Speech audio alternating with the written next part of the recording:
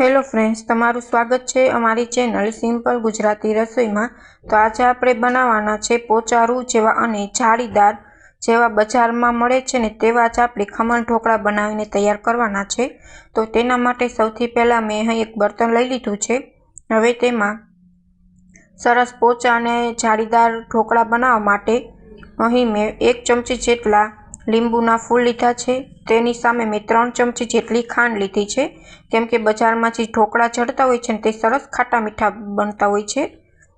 અને સ્વાદ પ્રમાણે મીઠું એડ કરી દીધું છે અને 1 ચમચી હળદર એડ કરી દીધી છે। અને ઢોકળા સરસ પોચા રૂ જેવા બને તેના માટે 1 મોટી ચમચી જેટલું તેલ એડ કરી દીધું છે। હવે પાણી એડ કરીને આપણે બધું જ સારી રીતના મિક્સ કરી લેશું। ત્યાર પછી આપણે તેમાં ચણાનો લોટ એડ કરશું।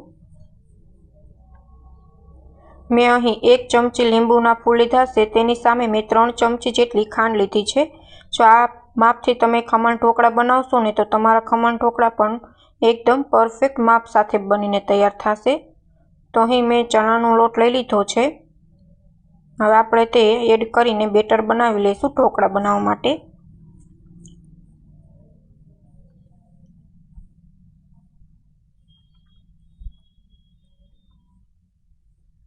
અહીં મેં લીંબુના ફૂલનો ઉપયોગ કર્યો છે। જો તમારી પાસે લીંબુના ફૂલ ન હોય તો તમે લીંબુનો રસ પણ એડ કરી શકો છો। બજારમાં જે ઢોકળા બનતા હોય છે તેમાં લીંબુના ફૂલનો જ ઉપયોગ થતો હોય છે, જેથી ઢોકળા છે તે સરસ ખાટા મીઠા અને જાળીદાર બનતા હોય છે। તો તમે જોઈ શકો છો આ સ્ટ્રક્ચર સાથે મેં બેટર છે તે બનાવી લીધું છે। બેટરનું સ્ટ્રક્ચર છે તે મેં આવું રાખ્યું છે।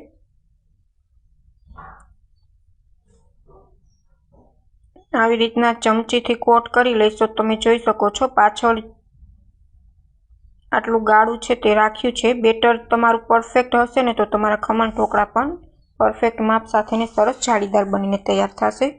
હવે આ બેટરને આપણે મૂકી દીધું છે 20 થી 30 મિનિટ સુધી મેં સાઈડ પર રાખી દીધું છે અને તમે જોઈ શકો છો બેટરનું ફર્મેન્ટેશન સારું આવી ગયું છે, બબલ્સ થઈ ગયા છે। આપણું બેટર છે તે સરસ બનીને તૈયાર થઈ ગયું છે। હવે બેટર આપણે સારી રીતના મિક્સ કરીને થોડુંક બેટર છે તે ઢોકળા બનાવવા માટે આપણે અલગ લઈ લેશું। હવે આપણે તેમાં ઈનો એડ કરવાનો છે। ઈનો એડ કરવાથી ઢોકળા છે ને તે સરસ પોચા જાળીદાર બને છે। તો અહીં મેં 1 ચમચી જેટલો ઈનો એડ કરી દીધો છે। હવે આપણે તેને બેટરમાં સારી રીતના હલાવી લેશું, એક્ટિવ કરી લઈશું આપણે ઈનોને। તો અહીં મેં એક બર્તન લઈ લીધું છે। હવે આપણે તેમાં બેટરને એડ કરી દઈશું।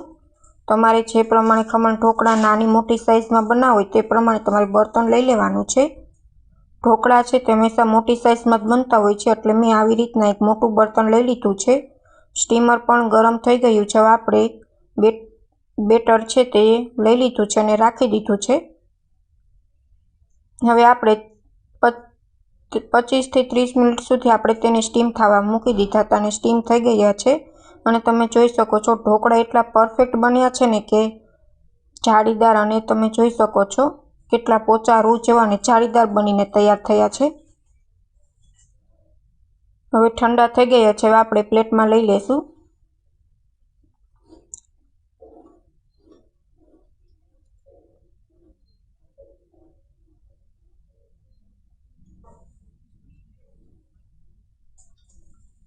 હવે ચાકાની મદદથી આપણે ઢોકળાને કાપી લેશું મોટી મોટી સાઈઝમાં।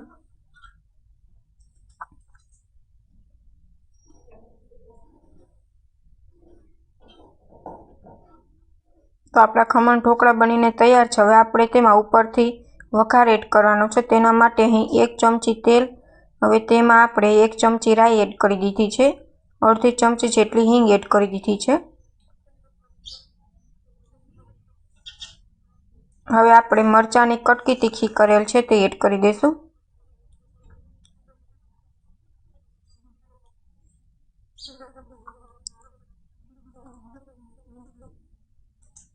હવે આપણે તેમાં પાણી એડ કરીને ઉકળવા દેશું પાણીને।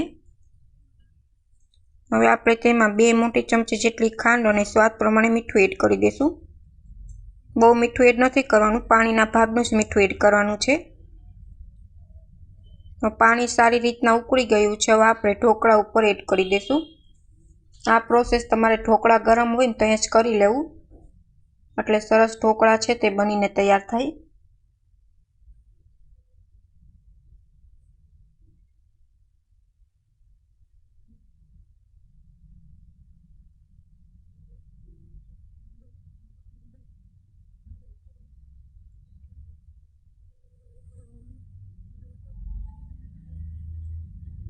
તો અહીંયા આવી રીતના ઢોકળા ઉપર પાણી છે તે આપણે એડ કરી દઈશું।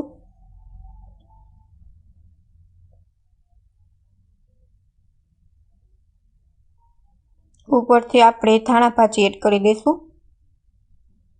તો જેવા બજારમાં મળે છે ને તેવા જ ખમણ ઢોકળા જાળીદાર ઘરે બનીને તૈયાર છે। જો તમને અમારી રેસીપી ગમે તો ચેનલને લાઇક કરજો, શેર કરજો અને સબસ્ક્રાઈબ કરજો, અને કમેન્ટમાં જરૂર કમેન્ટ કરીને જણાવજો કે તમને અમારી રેસીપી કેવી લાગી। તો પરફેક્ટ માપ સાથે જાળીદાર અને પોચા રૂ જેવા ખમણ ઢોકળા બનીને તૈયાર છે। Thank you for my watching video.